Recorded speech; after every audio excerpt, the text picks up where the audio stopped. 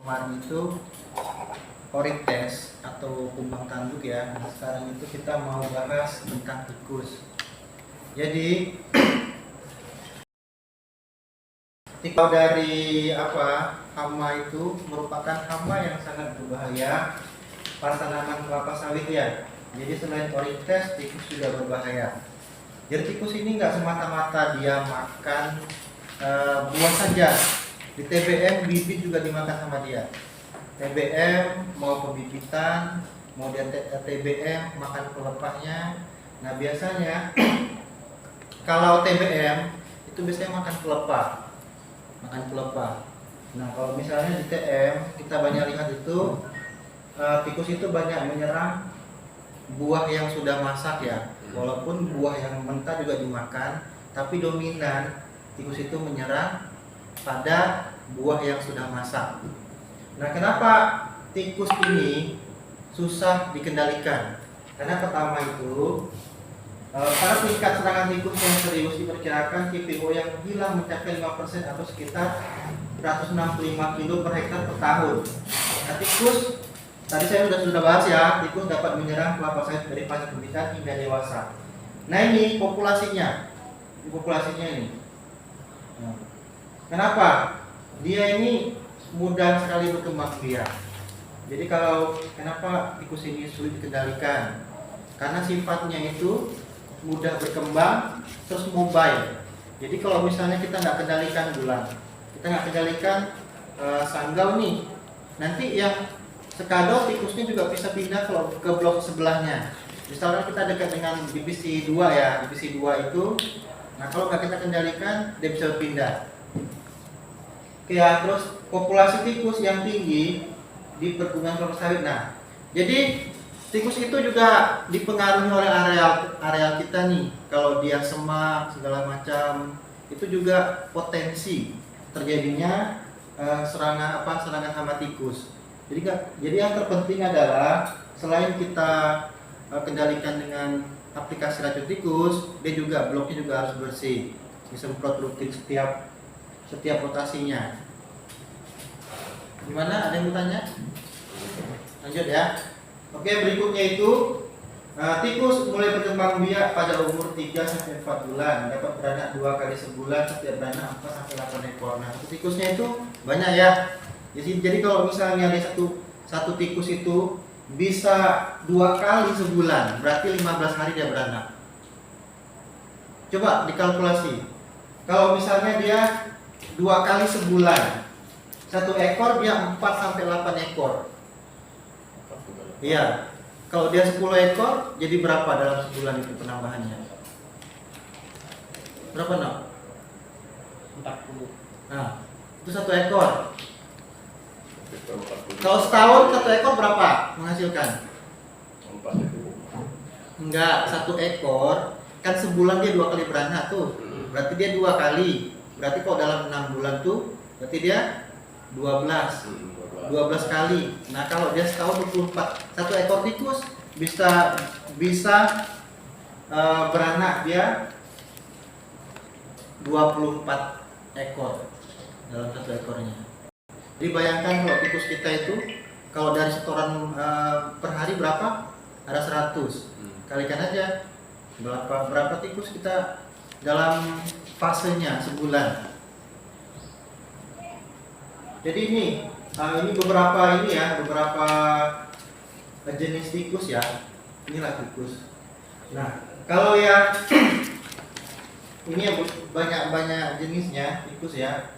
Jadi kalau yang tikus ini biasanya yang ini ya, yang ratus ini yang Pak Marti ya. Yang ini kan yang nomor 3 ini kan, yang sering di tempat kita ini. Atas dia manikus tuh di atas. Itu. Ini. Tikus putih perutnya. Ya, jadi jenisnya banyak ini. Jadi saya harap kita juga dari segi materi HPT ya, jadi juga harus tahu nih fase tikus. Kalau tanya sama orang, tikus itu regenerasinya setiap berapa kali dalam sebulan, itu harus paham dulu. Ini tadi nih yang pertama ya, ini ratus Piomanicus. Ini yang pertama nih. merupakan spesies yang dominan, jadi paling banyak ya di perkebunan kelapa sawit. Mempunyai panjang tubuh 125 sampai 160 mm, panjang ekornya 25 sampai 198 mm, dan berat tubuhnya itu 55 sampai 152 gram. Warna anugernya putih atau agak putihan, banyak dijumpai pada inland, pedalaman, estate.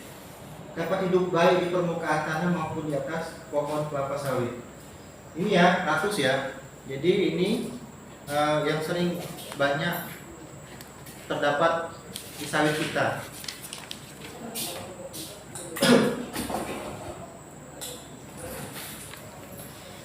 Kalau ini got ya Pak ya?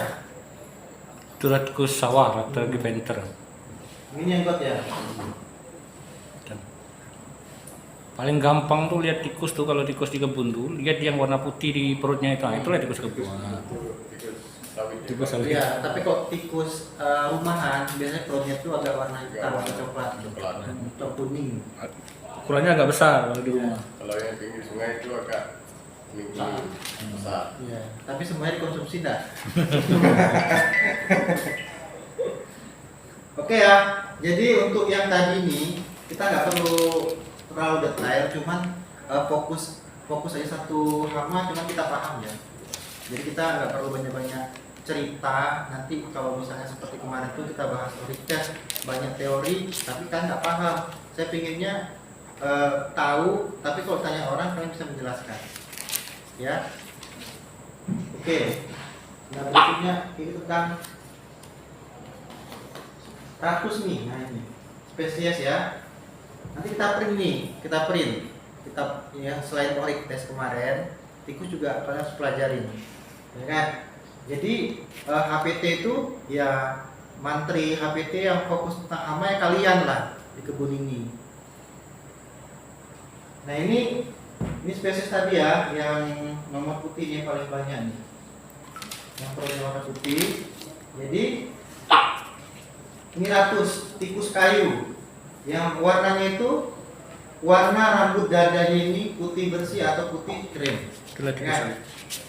Dia panjangnya 125 sampai 160, bisa hidup di kanopi dan di permukaan tanah. Kapasitas makan tuh 4 gram per hari. 4 gram per hari. Jadi dia setengah dari brondolan. Kan kalau brondolan itu kan 9 gram ya. Nah, jadi dia setengahnya dimakan per hari. 4 gram.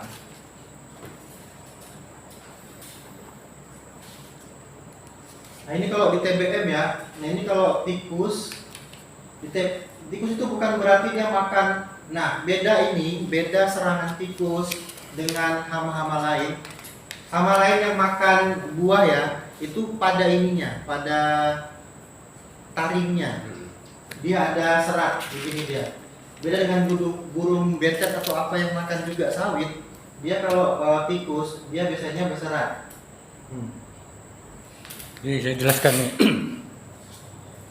Kalau tikus dia lebih halus makannya. Ini nggak tahu nih kita gambarnya, nggak tahu tikus atau tupai. Tupai kan? Tupai. Betul kan? Ini tupai. Iya. Kalau tupai ini suratnya apa nih? Jadi makan itu berhamburan. Iya. Nah, kalau tikus halus, giginya halus. Nah, lain betet. Beda kan burung apa? Burung Berbayar. makan biji itu dia begini. Jadi gini, Paru. paruhnya gini. Jadi yang ini digerek sama dia. Nah ini bulan ini. Nah, yang model apa? Paru. Ragum dan nah itu model gitu dia. Jadi kalau bentuknya bulan begini, itu berarti burung tuh, burung betet. Nah sini nggak ada burung betet. Burung betet itu banyak di Kalteng. Jadi satu burung bulan tuh terbang dia di gapi apa? Di sawit itu. Jadi begini kan dia. Dia sama dengan model beo. Burung kakak tua, burung kakak tua sama tuh di bulunya. Dia satu famili dengan burung beo. Burung kakak tua. Jadi gini modelnya itu, model ragum. Kalau kalian ketemu nanti ada sawit yang kayak diputar, makanya itu betet tuh. Tapi di sini jarang ya. Oke ya, jadi lebih pada buahnya ya. Nah ini tadi kan apa namanya tupai ya. Kita juga tupai juga banyak nih. Nanti kalau misalnya kita amati nih, jadi kalau misalnya kita juga harus tahu nih serangan itu dimakan tikus, tupai atau burung betet tadi itu? Dari ininya, dari buah yang dimakannya. Bukan ya. Iya, coba nanti Bulan sama Mono tuh cek ini pembibitan apa yang tanam baru itu. Nah, coba ada nggak serangannya? Yang Kan masih biasanya tanam- dia juga makan ini tanaman muda nih. Ya. Coba cek ada nggak serangannya. Belum lanjut, ada yang mau nanya lagi? Ini kita konsep sama di lapangan ya. Begitu kalian tahu konsepnya, di lapangan seperti apa sih? Oh beda kah Pak dengan tirakaba? Kan juga makan di buah tuh. Ya. Beda kah dengan serangan busuk kusu? Apa namanya? Buah yang warna putih itu? Martinius. Juga harus bisa dibedakan gitu. Oke ya, jadi kalau misalnya serangan, biasanya kalau serangan tinggi itu biasanya di atas 5%. Jadi kalau emang kita lihat serangannya di atas 5%, itu kan serangannya berat tuh. Ya. Maka kita harus kendalikan. Jadi kalau menurut saya, jadi hama tikus itu selain dia mudah berkembang, dia itu juga mobile, mudah cepat sekali pindah gitu. Makanya kalau misalnya divisi semua kita kendalikan, dia cepat berpindah-pindah. Makanya kita mau kendalikan pakai racun tikus kan, semua serentak. Kalau enggak dia mudah berkembang. Ini yang mau kita alamin ya. Nah, kita kan EWS nih, Bulan sama Pak Muno kan mau EWS ya. Kita kendalikan jika serangan tikus itu di atas 5%. Kalau misalnya di atas 5%, artinya serangan berat. Kita kendalikan. Nah, kalau misal masih di bawah 5%, artinya kita ngapain kendalikan? Masih di bawah aman. Makanya kita mengendalikan ini di atas 5%.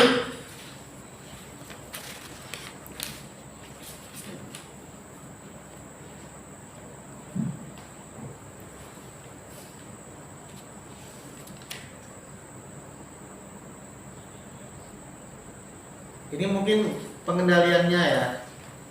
Mungkin secara konsep mungkin saya nggak banyak lah. Mungkin bisa dibantu dengan Pak Safardi. Gimana Pak? Ada yang sambungkan? Balik ke atas tadi. Balik yang ini, yang lidi tadi, lidi Pak, yang lidi.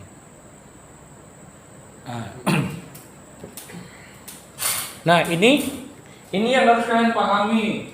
Kalian nanti di lapangan mengawal ini. Nih, standarnya racun tikus itu diberikan di piringan. Ingat, di piringan.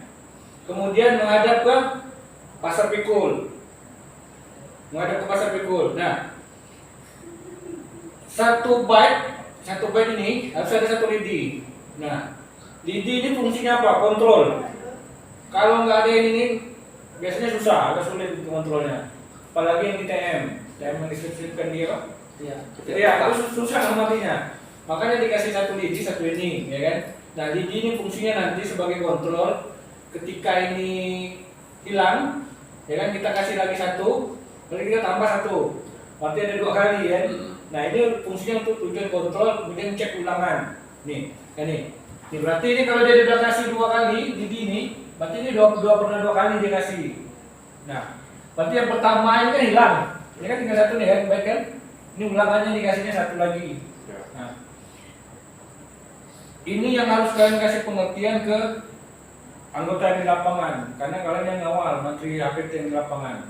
Nah, kalau dia tanya, Pak, di mana saya harus ngasih racun tikus? Nah, itu di piringan menghadap pasar pikul. Kemudian di TM di mana Pak? Di ketiak lepa. Sebenarnya bukan di ketiak lepa, di piringan. Kenapa kita taruh di ketiak lepa? Karena kita di sini banyak babi. Nah, ketiak lepa dimakan nggak? Dimakan juga sama tikus. Ya. Kemudian, nah ini kalau udah sampai rotasi 3, ini 1, 2, 3 lidinya kan, ini menyatakan bahwa serangan tikus itu biasanya berat. Kalau udah ada 3 lidinya, ini berarti kan sudah ada 3 ulangan kan, ini masih diganti mereka, ini 1, berarti 2 bite yang kemarin kita aplikasi habis. Nah, berarti ini serangannya tinggi. Nah, kapan kita hentikan nih, kasih bite ini, standar ini. Nah, apabila, bukan ini kalau berusaha ya, apabila makannya tikus tadi itu lebih kecil dari 20%. Kalau ini masih lebih besar. Kalau lebih besar ini ganti lagi. Tambah lagi 1. Sampai makan yang dimakan tikus itu, baik yang dimakan racun tikus itu sampai rendah dari 20%. Nah, nanti kan pasti tanya orang, Pak, kapan sih berhenti? Nah ini lebih kecil dari 20% aku sama dengan. Kapan berhenti ngasih aplikasi itu juga situ tadi? Ini ya. Sampai dia turun kan. Sampai turun 20% racun yang dimakan. Nah, kalau sudah 20% ini harapannya semua tikus sudah konsumsi racun dan mati. Itu juga. Ada Pak, ditanyain nggak ini? Ada. Oke, gimana?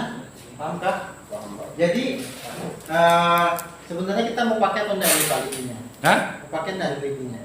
Lilin, Lidi. Didi. Nah, Kita coba di dua aja. nah sebenarnya lidi itu sebenarnya tepat ya untuk penanda. Sebenarnya sangat penting. Nah, lidi ini sebenarnya selain dia sebagai penanda makan keleratnya itu juga itu bukti kalau mereka tuh aplikasi gitu. Nah, kalau emang kita nggak pakai lidi, kita kan nggak tahu nih ya ujung itu dapat enggak, pokok itu dapat atau enggak, itu kan kita nggak tahu. Sebenarnya sih kita menurut saya ya itu juga perlu pakai bambu karena itu merupakan penanda pokok itu sudah diaplikasi racun tikus. Oke Pak Bulang sama ini sama besok ya, besok Jumat kita masuk lagi tuh UPDKS ya, ulat pemakan daun kelapa sawit. Mungkin kita harus detail juga lah. Nah selain tikus kita banyak hama nih, masing-masing hama tuh punya teori masing-masing.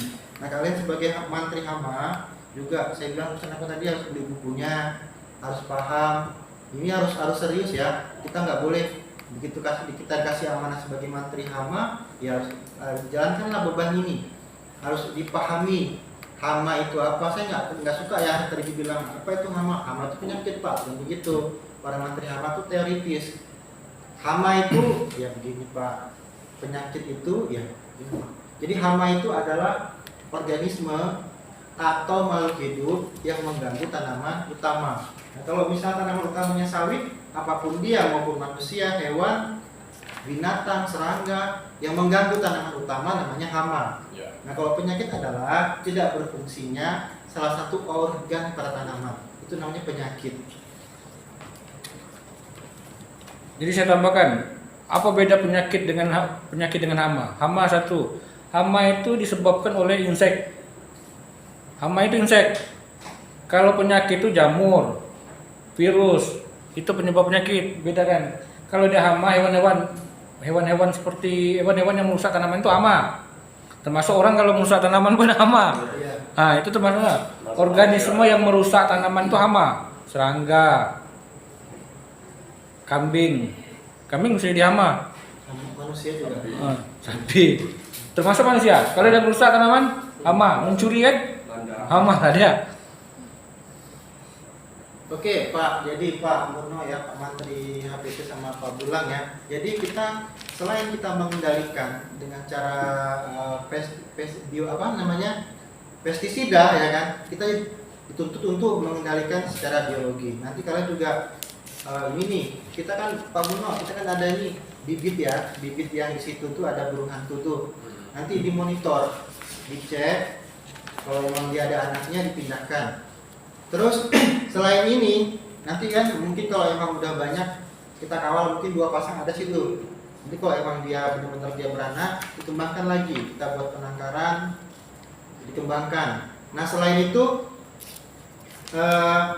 natur for natur, jadi dari alam kembali ke alam. Jadi kita ini nggak boleh selamanya itu pakai racun. Kita harus mengendalikan secara alami juga. Yang pertama juga pengembangan tanaman Turnera, Cassia cubensis juga, ya kan. Terus tanaman Antigonum lactosus. Kalian harus paham itu. Jadi begitu ditanya sama orang, Pak Menteri itu kenapa tanaman ditanam? Dijelaskan ini tanaman ini mengundang nektar atau predator yang intinya untuk memangsa hama itu hama yang ada pada tanaman. Misalnya kita tanam Turnera. Dia mendatangkan predator alami itu. Datang dia nanti dia memangsa ulat api. Jadi kita nggak sembarangan nih nanam tanaman itu banyak-banyak atau apa bunga-bunga itu kalau nggak ada fungsinya. Ya nanti kalian setelah EWS, setelah tahu nih serangan apa yang banyak, habis itu pengendalian alami juga, pengendalian secara kimia juga. Jadi kita mengandalkan orang-orang yang paham tentang hama. Nah sebelum ini berjalan kita latih, kedepannya itu kalian berjalan dengan sendirinya. Nanti diskusi dengan kita, Pak ini serangan tinggi, kita kendalikan. Bisa ya. Jadi Pak Muno, Pak Bulan ini seharusnya udah terbiasa nih dengan training, terbiasa dengan bicara di depan forum, menjelaskan apa sih sebenarnya hama, dampaknya apa, bagaimana mengendalikannya. Jadi harus lebih paham ya. Jadi kalau bicara nanti ke depannya, beli tuh buku hama dan penyakit tanaman paten, tanaman atau sawit. Boleh di print. Kalian tuh nomor 2 lah tentang panen, tentang yang lain nomor 2. Fokus pada hama dan penyakit tanaman. Ya. Jadi nanti saya bukan cuma ngomong ya, saya tes. Nanti saya kasih waktu mungkin bulan depan atau bulan berapa ngomong saya dengar.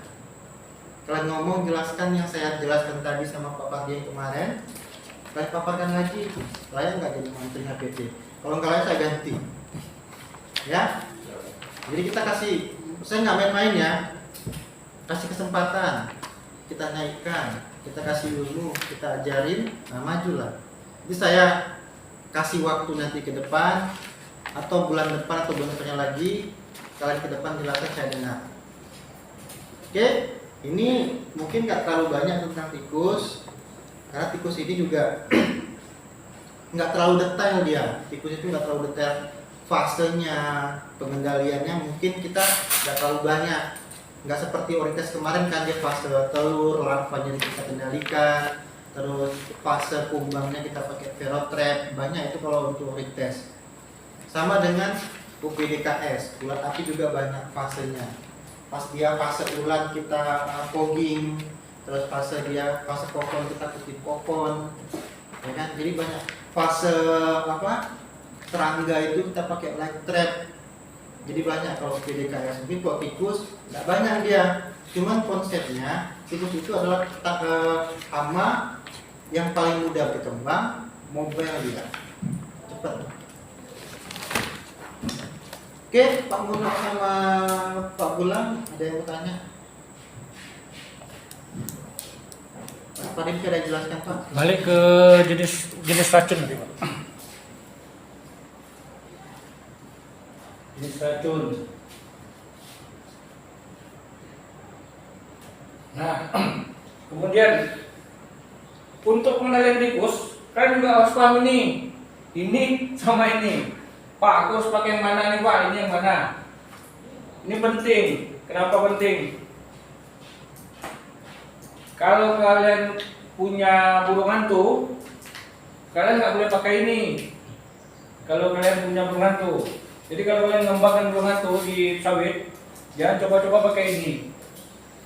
Kalau ini, kalau sudah dimakan tikusnya dimakan sama burung hantu, koit burung hantunya. Makanya nggak boleh pakai ini. Kalau ini, kemarin kematian terakhir yang rasimin kemarin itu, yang mati babi itu. Ini sebenarnya kalau tikus makan kematian terakhir, tikusnya dimakan babinya nggak mati seharusnya, nggak mati. Sama dengan ini, sama yang sekarang itu apa namanya sih yang stone itu?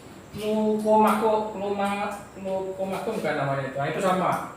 Jadi dia generasi pertama. Maksudnya ini, racun generasi pertama ini maksudnya ketika racun itu dimakan tikusnya dimakan babi atau burung hantu, babi sama burung hantunya nggak mati. Nah itu, ini lebih aman daripada yang ini. Makanya kita sekarang itu pilih racun tikus yang generasi pertama. Itu kematian terakhir ini racumin. Kalau paru-paru ini kayak bukan saya belum pernah kematian terakhir ini racumin. Kemudian yang baru stone itu lokumakum itu juga generasi pertama.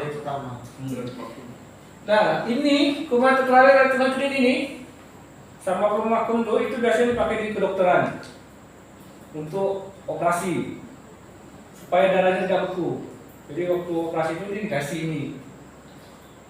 Nah, pada skala tertentu di Indonesia ini nggak meracuni, tapi dipakai untuk kedokteran.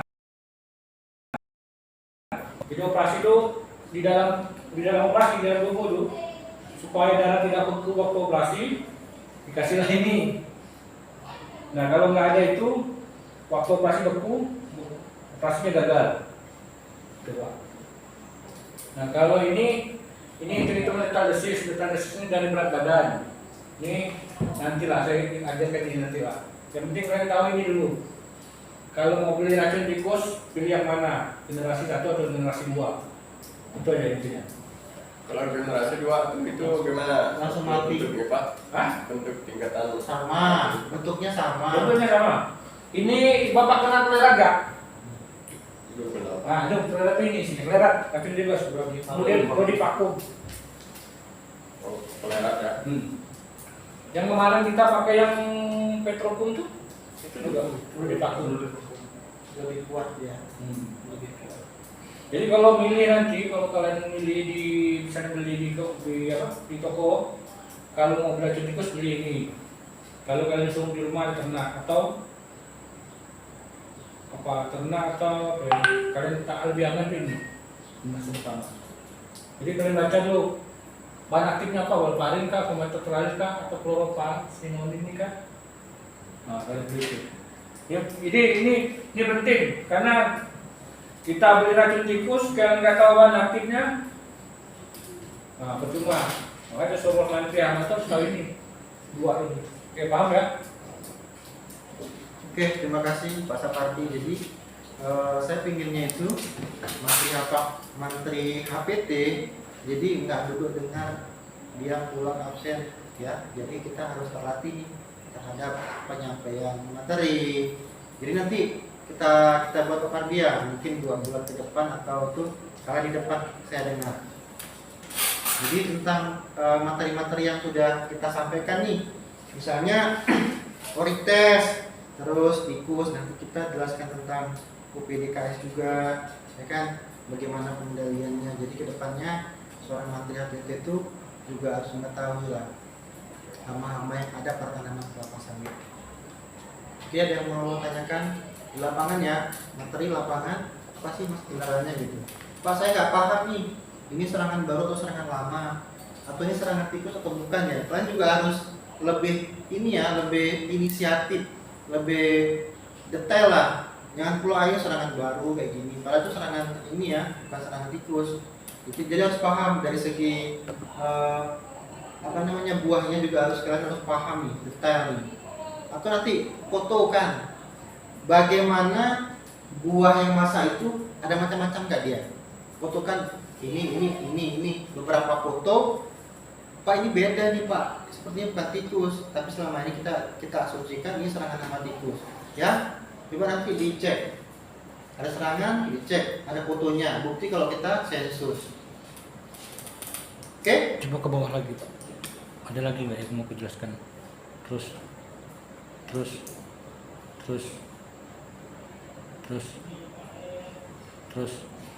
Pak. Oh, terus habis.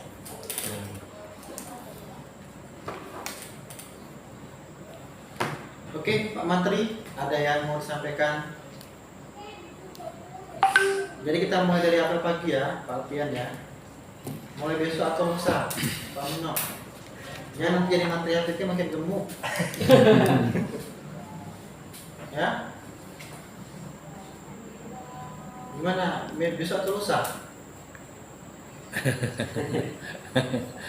Kami di belakang, kami dengar saja. Kamu tentang apapun kerjaan, tentang teori Pak, kita nih harus cepat pulang tepat waktu. Penyampaian lah. Kita harus pinjar ya. Setidaknya harus buktikan lah sama tim yang lain bahwasanya saya tuh layak lah jadi Menteri HPT. Bisa ya? Pak Bulan nanti di estate lah. Kalau Pak Bulan kalau misalnya Muno mungkin kawan-kawan aja, dia lebih keras lagi semua admin semua. Satu estate. Satu estate mungkin Pak Cita pun di belakang. Nanti saya kasih waktu untuk kamu jelaskan. Oke, ada yang menanyakan? Ada Pak, cuma apa yang kita aplikasi racun itu apa kita analisa lebih lanjut ke Pak? Sensus ulang.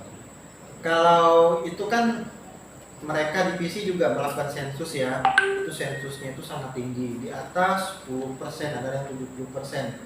Nah, kita ini sensus EWS ya. EWS itu kan kemarin kan sudah paham tuh deteksi dini, ya kan? Jadi polanya kita cek di lapangan, kita amati dari ujung tengah sampai ujung, ada nggak tikus? Serangan baru kan, serangan lama nggak kita cek, nah berapa persen gitu. Nah kalau mereka kan mereka hitung tuh serangan lama, serangan baru digabung sama persentasenya berapa persen. Jadi kita beda, kita serangan baru. Begitu juga dengan ini ya, dengan ORIC test. Itu yang saya bilang kemarin, itu pelepah itu yang diserang sama ORIC test itu dia nggak bakal kering dalam hitungan bulan. Jadi lama dia bisa jadi 6 bulan karena dia masih nempel pada pokoknya. Jadi yang kita cek itu adalah serangan yang benar-benar baru, yang masih fresh itu batangnya itu masih nampak dia. Ya, jadi kemarin saya informasikan itu yang serangan tikus itu yang daunnya hijau. Ini daunnya hijau pun kita cek berulang-ulang ini 3-4 bulan itu masih ada. Jadi ada serangan yang benar-benar baru. Oke ya, jadi kita materi hari ini tuh dan kemarin itu ORIC test sama tikus. Ya, nanti di print, dibaca, diulang-ulang. Nanti kapan kita semua sudah tahu nih, udah dijelaskan, nanti kalian di depan bicara. Kami dengar, kalian menjelaskan. Oke, mungkin ada tambahan buat lagi.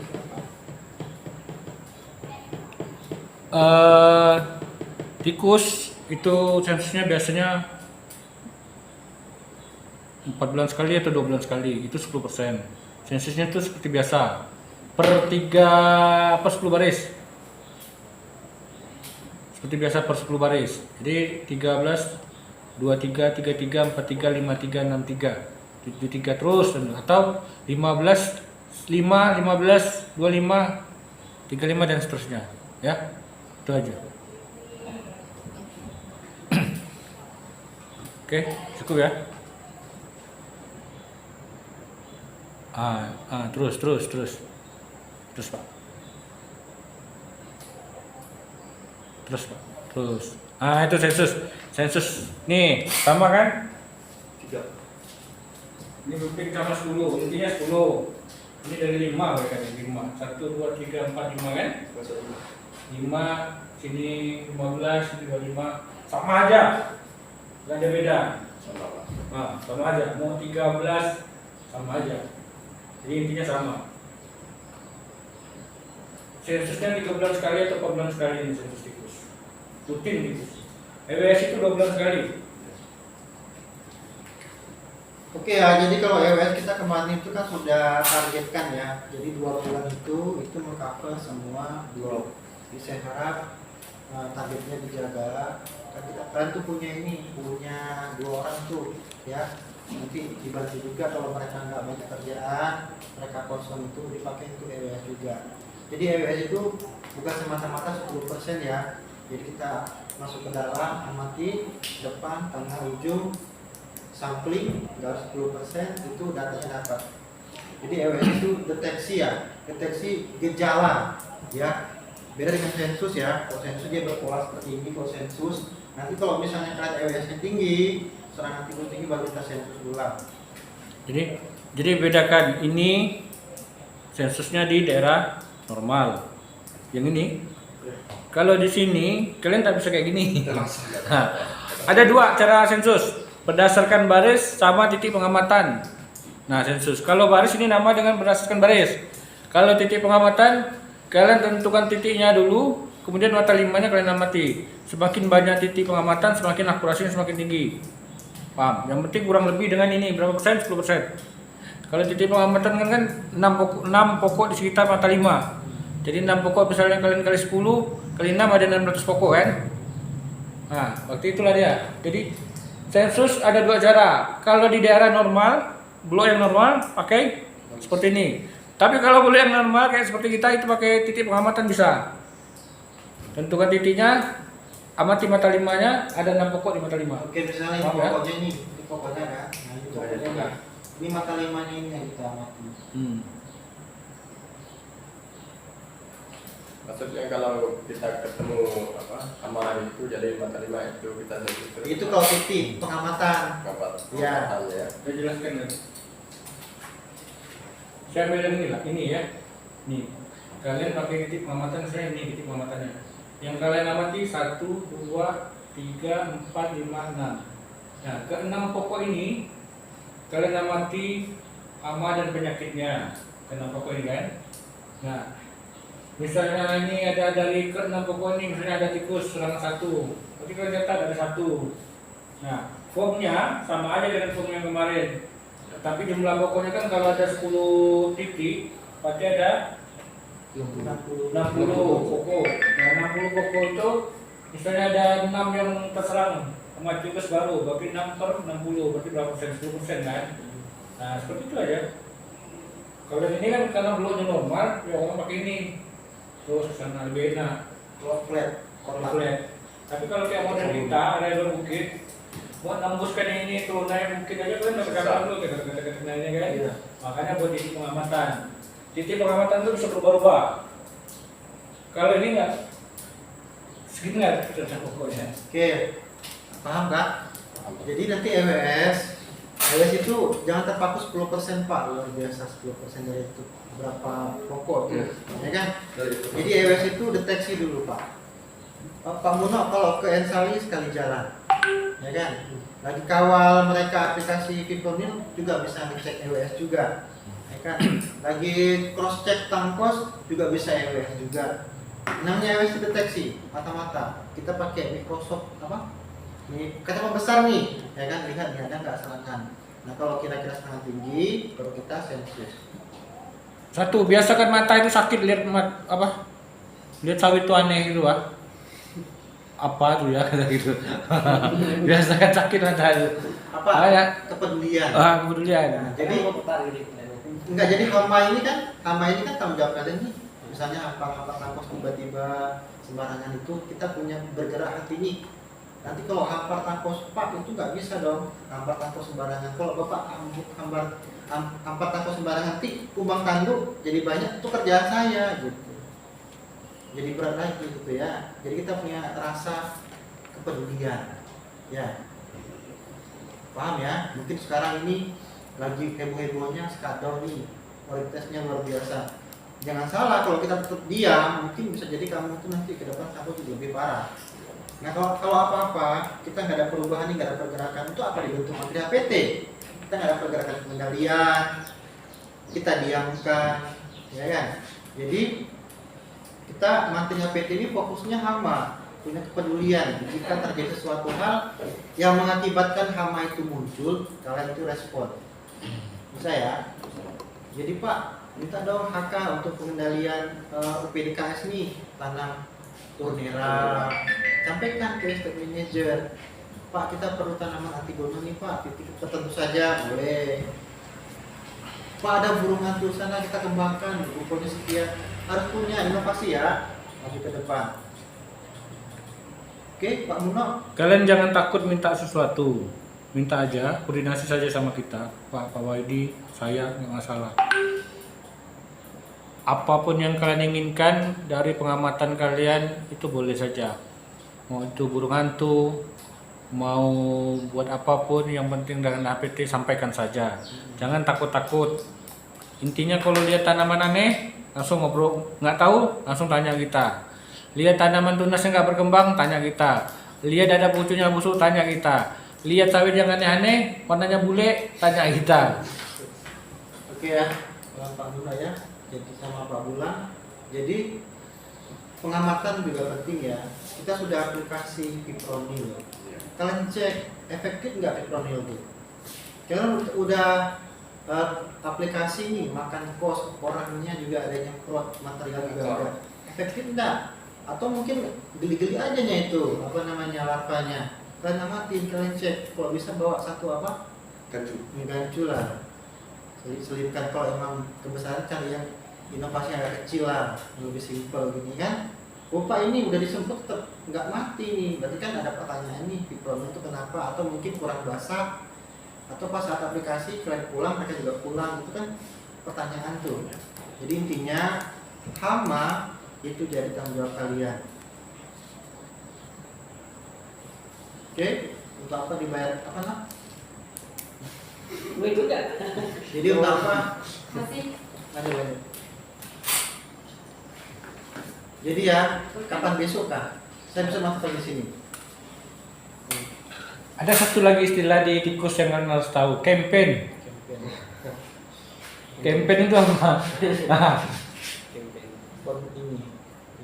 campaign itu kampanye. Jadi kalau aplikasi di belakang campaign itu kampanye. Istilahnya dalam kondisi seluruh estate. Serentak. Nggak boleh divisi 1, nggak boleh 2, nggak boleh 3, tapi seluruh estate itu campaign.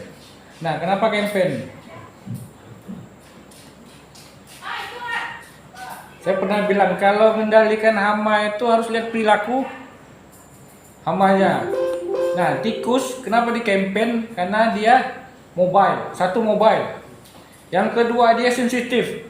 Kalau sekali kawannya sakit atau lain dia akan pindah.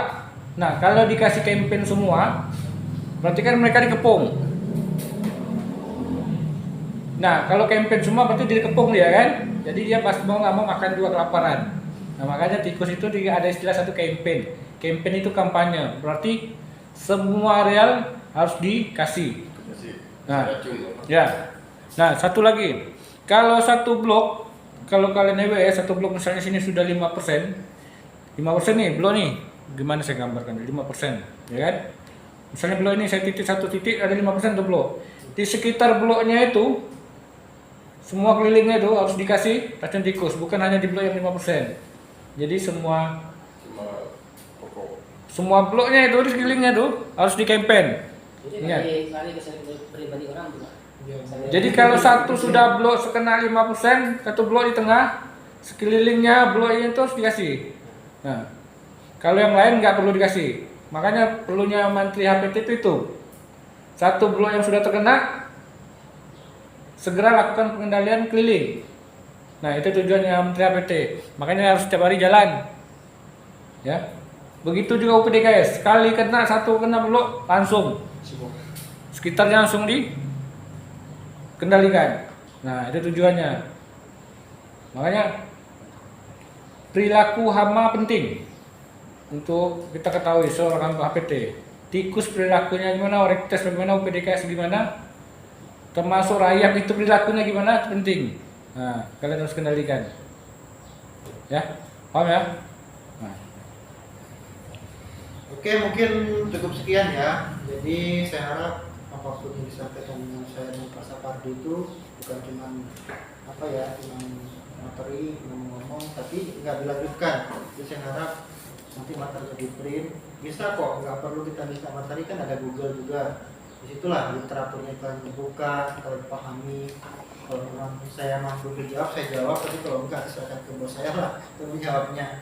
Jadi saya harap Menteri HPT ini benar-benar lah konsepnya itu paham terhadap hama. Ya. Nah, jadi saya kemarin tuh minta tuh kalian tuh harus terlatih ya. Saya nggak mau tuh kalian tuh melibatkan admin lagi. Jadi kalian tuh sore itu buat laporan apa yang kalian cek di lapangan EWS-nya, di inputnya sore. Saya pengennya materi itu jam 2 tuh masuk jam 2 itu masuk kantor, itu input laporan sendiri. Apa yang menjadi laporan itu, kalau misalnya Pak aku ngerjakan APT nih tapi suruh Pak Demi ini itu namanya loyalitas. Misalnya Pak Apil minta bantu Runo untuk awal ini, itu namanya loyalitas. Kalian kan beda dengan mereka, ya kan? Jadi saya harap juga loyalitas. Walaupun cuma inputnya, EWS-nya sudah selesai, kita QC banyak kerjaan, kita tetap support. Oke ya, ada yang mau tanyakan sebelum ditutup? Sambil berjalan. Oke, terima kasih. Semoga kita lebih baik ya. Kita DBSM, TBSMD, QC riset lebih baik. Kita punya timnya semakin banyak, semakin lengkap ya. Semua kita tuh kedepannya jauh lebih baik. Kita biar dilihat sama pimpinan manajemen itu ya, kita punya pergerakan. ada perubahan dan ada kegiatan yang mengurangi kerugian perusahaan. Oke, terima kasih. Selamat sore. Sorry.